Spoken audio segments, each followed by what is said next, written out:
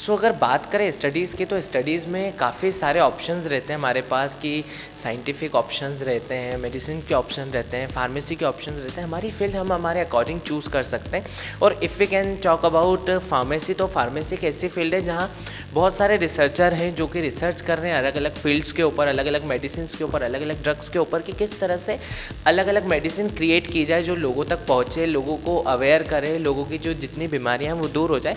लेकिन फार्मेसी में एक और वर्ड आता है हर्बल फार्मेसी, जिसमें कई सारे लोग रिसर्च कर रहे हैं, अभी भी रिसर्च चल रही है, कई सारी नई नई मेडिसिन मार्केट में आ भी रही है। लेकिन अगर मैं बात करूं मेरी, तो मैं यहाँ खड़ा हूँ स्मृति कॉलेज में, जहाँ फार्मेसी के लिए रिसर्च के ऊपर जो रिसर्च कर रहे हैं उनके लिए कॉन्फ्रेंस की गई है, जिसे एडवाइस दी जा रही है बड़े बड़े काउंसलर के थ्रू कि किस तरह से अपनी रिसर्च को आगे बढ़ाया जाए। सो मैं हूँ आपका विजय निखिल, आप देख रहे हैं हैथवे BTV युवा, क्योंकि ये ज़माना है वी द यंगस्टर्स का। और जैसा मैंने आपको इतनी बातें बता दी है, तो मेरे साथ प्रिंसिपल सर हैं जो कि स्मृति कॉलेज के हैं, नीलेश सर। तो सबसे पहले सर मैं आपका वेलकम करता हूँ हमारे शो पे। Thank you. एंड सर, मैंने तो जितना मुझे पता था मैंने मेरे हिसाब से ब्रीफ कर दिया, लेकिन इस इवेंट के बारे में आप थोड़ा सा ब्रीफ कीजिए कि एग्जैक्टली यहाँ पर क्या हो रहा है। First of all thank you, आप स्मृति कॉलेज में आए हैं। और जैसा कि आपने बताया कि यहाँ पर AICT all India council for technical education sponsored national conference हो रही है। और जिस नेशनल कॉन्फ्रेंस जिसकी हम बात कर रहे हैं, उसका जो टाइटल है, जो थीम है, वो है global perspective towards green pharmacy and modern era of phytopharmaceutical. जैसे कि आपने वर्ड यूज़ करा मेडिसिन, तो मेडिसिन एलोपैथिक मेडिसिन होती है और एक आयुर्वेदिक या फिर नेचुरल मेडिसिन होती है। तो यहाँ पर हम जो बात कर रहे हैं वो ग्रीन फार्मेसी की बात कर रहे हैं। ग्रीन फार्मेसी मतलब नेचुरल मेडिसिन। हमारे इंडिया में हम देखें तो आपने आयुर्वेदिक वर्ड सुना है कि बहुत सारी मेडिसिन जो है ट्रेडिशनल लिटरेचर में अवेलेबल है, जिनको हम यूज़ करते हैं हमारी छोटी मोटी या फिर बड़ी बीमारियों को ठीक करने के लिए, बॉडी को वेलबींग यानी स्टेट में लाने के लिए। तो अब साइंटिफिक वैलिडेशन इन मेडिसिन का बहुत ज़रूरी हो गया है कि जैसे घर में आप हल्दी यूज़ करते हैं सब्जियां बनाने में, या फिर बहुत सारी ऐसी चीज़ यूज़ करते हैं जो डेली हम सुबह से शाम तक कहीं ना कहीं अपने हेल्थ को मेंटेन करने के लिए यूज़ करते हैं, बिल्कुल करते हैं। लेकिन अगर हम उसको साइंटिफिक नज़रिए से देखें तो उसको हमको रिसर्च वर्ड यूज़ करना पड़ेगा कि उनको कैसे कन्वर्ट करना है कि वो मेडिसिन के फॉर्म में कन्वर्ट हो जाए। इन शॉर्ट मतलब जो हम घर के उपाय होते हैं, जैसे जो हम घर में यूज़ करते हैं, जैसे हमारी मम्मी बताती है कि हाँ कि घर में अगर हमें कुछ प्रॉब्लम है तो हम घर से ही कुछ दवाई क्रिएट कर सकते हैं, उसे एग्जैक्टली मेडिसिन में क्रिएट करके पब्लिक तक पहुँचाना, that the exact meaning of this conference. बिल्कुल। तो यहाँ पे हम लोग ग्रीन फार्मेसी या फिर फाइटोफार्मास्यूटिकल या हर्बल ड्रग रिसर्च के बारे में सभी लोग बात कर रहे हैं। हमारे यहाँ करीब करीब 11 स्टेट से 300 से ज़्यादा पार्टिसिपेंट्स आए हुए हैं। और जो चीफ गेस्ट हैं हमारे फार्मेसी काउंसिल ऑफ इंडिया के vice president doctor professor Shailendra Saraf sir, जो कि हर्बल ड्रग रिसर्च में उनका बहुत बड़ा योगदान है। वो एग्जैक्टली अगर हम डिफाइन करें हर्बल को, मतलब मेडिसिन तो हर वेराइटीज़ की होती है, बट अगर एग्जैक्टली हम हर्बल को डिफाइन करें तो एग्जैक्ट क्या मीनिंग निकलता है? हर्बल अगर हम लेमन या फिर कॉमन लैंग्वेज में बात करें तो प्लांट बेस्ड मेडिसिन, कि जो मेडिसिन हमको नेचर से और स्पेशली प्लांट सोर्स से मिलती है, जो कि पौधों से या फिर अपन जो प्लांट से, या तो जैसे हम चाय बनाते हैं तो चाय में एक्सट्रैक्ट करते हैं, तो यहाँ से एक रिसर्च चालू हो जाती है कि हमको चाय के अंदर जो मेन फाइटो कंस्टिट्यूएंट है, जिनकी वजह से हमको, जैसे हम चाय पीते हैं CNS स्टिमुलेंट होता है, तो वो एक्सट्रैक्ट आउट करके हम उसको यूज़ करते हैं। तो वही है रिसर्च का जो ऑब्जेक्टिव है इस कॉन्फ्रेंस को कराने के लिए, कि हर्बल ड्रग रिसर्च का नेशनल और इंटरनेशनल लेवल पे क्या अभी सिनेरियो चल रहा है, तो उसके बारे में यहाँ पर बहुत बड़ा एक कॉन्फ्रेंस हो रहा है। और मैंने बताया 300 से ज़्यादा पार्टिसिपेंट आए हैं, 135 से ज़्यादा पेपर प्रेजेंट करेंगे रिसर्चर्स अपने, और 2 फार्मास्यूटिकल कंपनी हमारे साथ में इस चीज़ को प्रमोट करने के लिए कि हर्बल ड्रग रिसर्च की तरफ हमको ज़्यादा मोटिवेट होना है। और बहुत सारे अच्छे स्पीकर्स हैं और रिसर्चर्स हैं जो सुनेंगे, समझेंगे और अपनी रिसर्च को एक नया डायरेक्शन देंगे। इससे बहुत सारे स्टूडेंट्स को भी जो रिसर्च कर रहे हैं उन्हें भी बहुत सारी चीज़ें सीखने को मिलेगी। देन टू सर को भी पता चलेगा जो एडवाइस कर रहे हैं, जो कॉन्फ्रेंस ले रहे हैं, कि अभी एग्जैक्टली यूथ के हिसाब से क्या चल रहा है, वो किस बेस पे रिसर्च कर रहे हैं। Thank you so much sir for joining us. Thank you very much. Thank you. यहाँ मैंने सर से बात की जो कि प्रिंसिपल थे स्मृति कॉलेज के, लेकिन अब मैं बात करने वाला हूँ उन लोगों से जो यहाँ कॉन्फ्रेंस करवाने वाले हैं, जो कि पहले से रिसर्च कर रहे हैं। So let's check it out. Okay, so मेरे साथ कुछ स्टूडेंट्स हैं जो कि रिसर्च कर रहे हैं फार्मेसी के लिए, जो कितने टाइम से। तो सबसे पहले आप सभी का मैं वेलकम करना चाहता हूँ हमारे शो पे। सो फार्मेसी के लिए आप कितने टाइम से रिसर्च कर रहे हैं?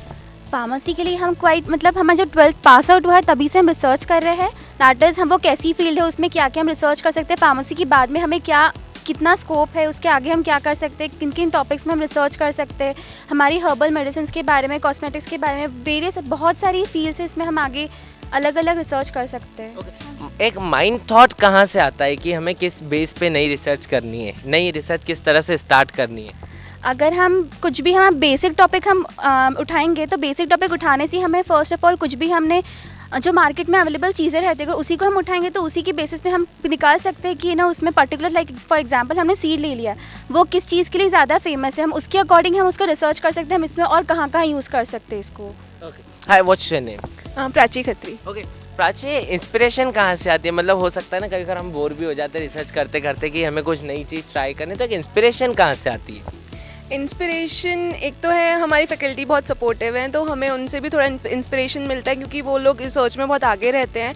हमारे कॉलेज में पहले से ही है कि रिसर्च करना है हम लोग को, क्योंकि हमारा फील्ड ही वैसा है कि हमें रिसर्च करना है, क्योंकि नए नए मेडिसिन को निकालना है, उनके यूजेस को बाहर लेके आना, अगर कोई पुरानी भी हैं तो उनके और क्या यूजेस हो सकते हैं। उसके बाद हमें इतनी सारी बीमारियां हैं जितनी भी आ रही हैं, नए नए डिसीज़ेज़ बाहर निकल के आ रहे हैं, तो उनके लिए भी उनकी वजह से हम एक इंस्पायर होते हैं कि भाई उनको भी ठीक करने के लिए, जितना पूरे ग्लोबल लेवल पे इतनी सारी डिसीज़ेज़ हैं, तो उनके लिए हम लोग को ये रिसर्च की ज़रूरत है मेडिसिन को बाहर लाने के लिए। Hi, what's your name?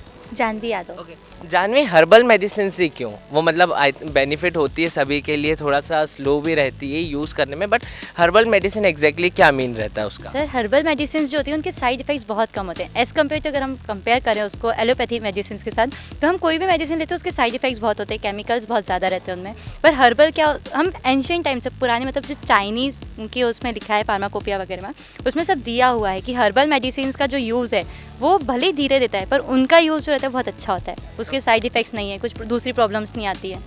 Hi, what's your name? Shruti Khandelwal. Okay, मैं पूछना चाहता हूँ अभी जिस टॉपिक पे आप रिसर्च कर रहे हैं वो टॉपिक क्या है? मतलब हर टाइम हम कुछ ना कुछ नया ट्राई करते हैं, बट अभी किस चीज़ पे आप रिसर्च कर रहे हैं? लाइक अभी हम ग्रीन फार्मेसी पे रिसर्च कर रहे हैं, मतलब हम जितनी भी एलोपैथिक मेडिसिन हैं उनको हर्बली बनाने की कोशिश कर रहे हैं, क्योंकि एक आप जानते हैं कंपैरिजन में हर्बल जो है वो ज़्यादा अच्छे से वर्क करती है, तो हम वही कंपैरिजन में कर रहे हैं कि एलोपैथी के कंपेयर में अगर हम हर्बल मार्केट में लाएं तो वो ज़्यादा बेनिफिट होगा। एक लास्ट क्वेश्चन पूछना चाहूँगा, जैसे आपने बोला कि आप कंपेयर कर रहे हो, तो कंपेयर जब आपने किया तो आपको मच बेटर ऑप्शन क्या लगा? दोनों में से ज़्यादा बेनिफिशियल क्या है? हर्बल, एंशिएंट टाइम से ही हर्बल है। हर्बल में साइड इफ़ेक्ट कम होते हैं और वो लाइक प्लांट प्रोडक्ट्स हैं, तो वो हमारी बॉडी उसको एक्सेप्ट भी कर लेती है। वो ट्रेडिशन भी इंडिया का है, तो वो भी सबसे अच्छी बात है। Thank you so much everyone for joining us. और यहाँ मैंने स्टूडेंट से बात की, रिसर्चर से बात की, लेकिन अब मैं बात करने वाला हूँ कुछ इंडस्ट्री के लोगों से, जिनसे मैं पूछना चाहता हूँ कि इंडस्ट्री में एग्जैक्टली चल क्या रहा है। ओके, सो मेरे साथ वाइस प्रेसिडेंट है फार्मेसी काउंसिल ऑफ इंडिया के शैलेन सर। सबसे पहले तो मैं आपका वेलकम करता हूँ हमारे शो पे। Thank you sir. बात करें अगर आज की, तो आज जैसे आपने सेमिनार अटेंड किया, कॉन्फ्रेंस की, तो आज आपको यूथ में सर क्या देखने को मिला? सबसे पहले तो मैं इस संस्था को धन्यवाद देना चाहूँगा और उनके प्राचार्य को धन्यवाद देना चाहता हूँ कि इस तरह की उन्हें गतिविधि आयोजित की। पूरे विश्व में एक सोच में बदलाव आया है कि जो आयुर्वेदिक ड्रग्स हैं और हर्बल ड्रग्स हैं इनके प्रति रुचि बहुत बड़ी है, और कारण सा है कि ये इजली अवेलेबल भी है। हर्बल इनका जो ग्रीन कॉन्सेप्ट है कि ये नॉन हार्मिंग है और उनका साइड इफेक्ट भी कंपेरेटिवली कम होता है। तो इस तरह से इसको जो एक समाज में समसामयिक विषय पे एक गोष्ठी आयोजित की है, इसमें बहुत लंबे समय में हमें फ़ायदे मिलेंगे। और स्मृति कॉलेज जो है ये फार्मेसी एजुकेशन में और रिसर्च में हमेशा पर यहाँ पर नेतृत्व प्रदान करता रहा है। जो लीडरशिप रोल यहाँ की लीगेसी जो करती रही है, वो अभी प्रेजेंट प्राचार्य वो भी ये काम कर रहे हैं। और जो बड़े उत्साह के साथ बच्चों ने इसमें पार्टिसिपेट किया है, वो अपने किस किस फील्ड में रिसर्च कर रहे हैं, कौन कौन से डायमेंशन हो सकते हैं फार्मेसी के फील्ड में, पर्टिकुलरली हर्बल के क्षेत्र में, इससे बहुत अच्छे उन्होंने पेपर प्रेजेंट भी किए हैं। इनमें से कुछ मुख्य हैं कि कुछ लोग आयुर्वेदिक फार्मूलेशन को मॉडर्न फार्मूलेशन के साथ में चेंज करने के लिए बात कर रहे हैं। कुछ ऐसे बच्चे हैं जो वेस्ट में कल्चर आया है कि फंक्शनल फूड्स का, उस पर काम कर रहे हैं। और कुछ बच्चे ऐसे भी हैं जिनने हर्बल अप्रोच के साथ में जो मॉडर्न फार्मूलेशन है उनको भी काम करने को उन्हें सोच अपना तैयार किया है। तो मतलब कुल मिला के जो भी न्यू ट्रेंड चल रहा है, देन टू जो हमारे पुराने जो घर के नुस्खे भी कह सकते हैं, या जो गो ग्रीन वाला जो हम सिस्टम कहते हैं, जो हम प्लांट से ऑब्जर्व करते हैं जो मेडिसिन, उस पर भी काफ़ी अच्छी रिसर्च चल रही। सर ये मेन चीज़ जो होती है बेनिफिशियल लोगों को क्यों होता है? बिकॉज हो सकता है कि कई सारे मेडिसिन मार्केट में जो अवेलेबल है जो कहीं ना कहीं साइड इफ़ेक्ट भी करती है, बट गो ग्रीन वाला जो सिस्टम है सर, जो फार्मेसी है, हर्बल फार्मेसी, उससे कभी भी इफ़ेक्ट नहीं होता है लोगों को, बट ये लोगों तक एक मैसेज भी पहुंचाना है कि ये जो मेडिसिन है ये यूज़ करो तो आपके लिए ज़्यादा बेनिफिशियल रहेगा। वो आप क्या सोचते हैं? ये जो पूरा हमारा जो आयुर्वेद की एक धरोहर है उसमें कहा गया है कि ये इटर्नल है, इसकी आयुर्वेद स्वयं आयुर्वेद शाश्वतम अनादित्वात्। इसका ना कोई शुरुआत पता है किसी को, ना अंत पता है। और ये जो आयुर्वेद का जो कॉन्सेप्ट है ये टाइम टेस्टेड है कि लगातार समाज में इसका उपयोग होता रहा, उसको डॉक्यूमेंटेड करते रहे, तो उसके बेसिस पे इसका अपना एक प्रादुर्भाव पूरा हुआ है और ये समाज में प्रचलित है। सबसे महत्वपूर्ण बात इसमें यह है कि इसके साइड इफ़ेक्ट्स के बारे में कुछ ऐसा सुनने में नहीं आता, क्योंकि ये टाइम टेस्ट से बहुत अच्छे से इसको किया गया है। दूसरी बात यह है कि अपन यदि एलोपैथिक सिस्टम की बात करें और आयुर्वेद की बात करें तो दोनों में मूलभूत एक जो सिद्धांत अंतर है, सिद्धांत वो ये है कि आयुर्वेद आपके उसके जो कारण हैं रोग के, उन पर बात करता है, और जो एलोपैथिक सिस्टम है उस रोग के जो पैथोलॉजिकल चेंजेस जो परिणाम होते हैं उसको ठीक करता है। तो आयुर्वेदा हमेशा थोड़ा सा पेशेंस की एक मेडिसिन थेरेपी है, लेकिन इसको हमने एक लंबे समय तक इसको इग्नोर करते रहे, क्योंकि आयुर्वेदा की जो समय, एक जो विज्ञान का समय है वो एक प्रमाण चाहता है, एविडेंसेस चाहता है। तो हमें इन एविडेंसेस के लिए कि आयुर्वेदिक सिस्टम्स के एविडेंसेस कैसे डेवलप करना, इस पर भी काम चल रहा है, और वो बहुत इतने अच्छे से काम चल रहा है अभी कि आने वाले समय में हम पूरे विश्व को बता सकेंगे कि इन दवाओं को जो हम आपको प्रिस्क्राइब कर रहे हैं उसके साइंटिफिक रीजंस क्या हैं। ओके, मतलब ये जो है आयुर्वेदा मतलब थोड़ा सा टाइम लेती है, लेकिन वो प्रॉपर जो है वो क्योर भी करती है जो भी प्रॉब्लम रहती है। सर इतने सारे रिसर्चर से आप मिलते हैं, आप सभी को एडवाइस करते हैं, हो सकता है कि किसी ने आज सेमिनार अटेंड करना रह गया हो, तो उन्हें आप क्या एडवाइस करना चाहते हैं जो फार्मेसी पे ही रिसर्च कर रहे हैं? हमारी ये है कि अपनी सांस्कृतिक धरोहर को समझें, और हमारे जो घर में और हमारे समूह में आसपास जो प्रचलित जो एक दवाओं की जो व्यवस्थाएं हैं उन पर सोच जाहिर करें और उनको मॉडर्न साइंटिफिक लैंग्वेज में ट्रांसलेट करने की कोशिश करें। हमें कोई भी हाइपोथेसिस, कोई भी एक हमें उद्देश्य लेने के लिए वेस्ट की तरफ, पश्चिम की तरह नहीं देखना, हमें अपनी तरफ देखना है, अपनी सांस्कृतिक धरोहर की तरफ देखना है, और उनको ट्रांसलेट करके समाज को हम बहुत अच्छे दवा के बहुत अपना अल्टरनेट्स दे सकते हैं। सर एक लास्ट क्वेश्चन जो पर्सनली मैं मेरी तरफ से पूछना चाहूँगा थोड़े से शॉर्ट वे में, जैसे कई सारे मेडिसिन होती है, कई सारे प्लांट्स होते हैं, जैसे तुलसी के हमें बहुत सारे फ़ायदे पता हैं, काफ़ी लोगों को पता है जो घर में डायरेक्टली यूज़ की जाती है, बट हर्बल मेडिसिन उन्हीं कुछ चीज़ों से बनती है। सो एक जो क्वेश्चन था सर कि ये जो ज़्यादा बेस्ट है वो डायरेक्टली उसे यूज़ करना है या मेडिसिन के थ्रू यूज़ करना है? बिकॉज मेडिसिन में फ़िल्टर्ड भी होते हैं, कुछ चीज़ें हम डायरेक्टली विदाउट फ़िल्टर्ड भी लेते हैं, तो मच बेटर ऑप्शन क्या है सर? एनीवेज हमारे यदि अपन अपने किचन की बात करें तो इन किचन में जो बताए गए हैं कि किस रूप में हमें क्या लेना है, यदि हम कढ़ी की बात करते हैं तो हमें उसको कैसे प्रोसेस करना है, तो ये सारी जो एक विज्ञान थी, पुरानी विज्ञान को, एक स्पेशलाइज्ड विज्ञान को उनने एक जनरलाइज विज्ञान में कन्वर्ट कर दिया। आपको जैसे एग्जाम्पल किसी को ये नहीं जानना पड़ता कि हमारे इसमें तुलसी में अच्छा क्या है, उनको ये बताया जाता है कि इसका आप अच्छा उपयोग कैसे कर सकते हैं। तो ये सारी चीज़ें, परंपराएं, किस चीज़ को किस फॉर्म में लेना है, ये समाज को पता है हमारे, लेकिन हम कुछ पश्चिम की फैशन में चले गए तो हम चीज़ को इग्नोर करते रहे। लेकिन वही चीज़ें आज आप विदेश में जाएंगे, आप अमेरिका में हैं और आपको कफ है तो आपको घृत कुमारी का वो जूस ला के आपको देते हैं। तो वो चीज़ हमें खुद भी अपने आत्मगौरव को समझना है और उसको पालन करना है। बिल्कुल, मतलब कुछ फ़ायदे हैं जो इंडिया से हमको मिले, लेकिन हम इंडिया में नहीं समझ पा रहे और बाहर की जो कंट्रीज़ हैं वो चीज़ें समझते हैं। Thank you so much sir for joining us, आपने हमें इतनी सारी अच्छी बातें बताई। सो यहाँ मैंने सर से बात की और मैं सेकंड गेस्ट से भी बात करने वाला हूँ, उनसे भी जानने वाला हूँ कि हर्बल मेडिसिन के क्या क्या फ़ायदे हैं। So let's check it out. Okay sir, मेरे साथ मेरे सेकंड गेस्ट है जो कि रिसोर्स पर्सन है दीपेंद्र सर। सबसे पहले तो सर मैं आपका वेलकम करता हूँ हमारे शो पे। Thank you. ओके सर, एक क्वेश्चन जो मैं आपसे पूछना चाहूँगा सबसे पहले कि आज आपने यूथ को देखा जो अपनी फील्ड में रिसर्च कर रहे हैं, फार्मेसी पे रिसर्च कर रहे हैं, उनका माइंड थॉट जान के कैसा लगा? यहाँ आना एक बहुत अच्छा है कि कंटेम्प्रेरी टॉपिक पे इन्हें ऑर्गेनाइज़ किया है कॉन्फ्रेंस को, ग्रीन फार्मेसी। और अभी पूरे वर्ल्ड वाइड आपको मालूम है कि बहुत इंपॉर्टेंट टॉपिक है जिस पे पूरी दुनिया काम कर रही है। और इंडिया का अगर पोजीशन बोलेंगे तो हम वर्ल्ड लीडर हैं, हम जिस पे हमारा आयुर्वेदिक सिस्टम जिस पे हम काम कर रहे हैं। और जो यहाँ बच्चों ने काम प्रेजेंट किया है, जो काम किया है, उनका काम बहुत अच्छा सा काम प्रेजेंट किया है, जो उनके यहाँ के लोकल लीडरशिप पे उन काम कर रहे हैं। और जो आज जो बच्चों के क्वेश्चंस थे कि हम कैसे हर्बल के फील्ड में अपने कैरियर के ऊपर काम कर सकते हैं, तो जो मेरा आज उनसे इंटरेक्शन था इसी बात पे था कि हम हर्बल को लेते हुए अपने कैरियर में कैसे इन्वॉल्व कर सकते हैं और फार्मेसी के बच्चे उसको कैसे अडॉप्ट कर सकते हैं, जिस पे हमने डिस्कस किया। और आज हमने जो सबसे मेजर जो पॉइंट था, जो वैल्यू एडिशन के लिए था कि जो हर्बल प्रोडक्ट हैं, क्रूड जो हमारे ड्रग्स हैं, उस पर हम कैसे वैल्यू ऐड करके उसकी इकोनॉमिक्स को मतलब इम्प्रूव कर सकते हैं, और कैसे हम जो पैसा जो हमारा क्रूड ड्रग के फॉर्म में बाहर जा रहा है उसको हम भारत में ही रोक के हम उससे पैसे कैसे अर्न कर सकते हैं।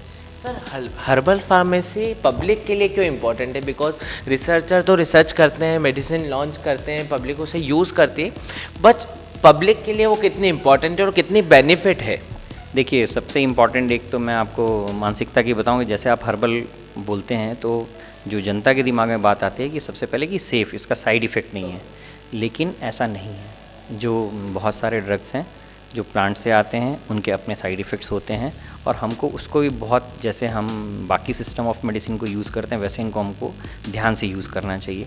पब्लिक के लिए इम्पॉर्टेंट इसलिए है कि अगर हम मॉडर्न मेडिसिन की बात करें तो मॉडर्न मेडिसिन नॉर्मली हमेशा सिम्टम्स को ट्रीट करने की बात करती है, लेकिन जब हम ट्रेडिशनल और अपना आयुर्वेदिक प्रोडक्ट्स की बात करते हैं तो हम होलिस्टिक अप्रोच रखते हैं, हम उसका क्योर के बारे में बात करते हैं, हम उसके सिम्टम को रिड्यूस नहीं करते हैं, हम उस व्यक्ति को ही निरोगी करने की बात करते हैं, इसलिए पब्लिक के लिए इम्पॉर्टेंट है ये टॉपिक। सर, कहा जाता है कि हर्बल मेडिसिन थोड़ा सा टाइम लेती है एज़ यूजुअल जितना हम नॉर्मल मेडिसिन यूज़ करते हैं, और दोनों के बीच में कई सारे मिथ्स है जो पब्लिक को पता नहीं है। जैसे पब्लिक कहती है कि आयुर्वेदा अगर हम यूज़ करते हैं, हर्बल मेडिसिन अगर हम यूज़ करते हैं तो वो थोड़ा सा टाइम लेती है, लेकिन वो प्रिकॉशन को पूरा क्योर देती है।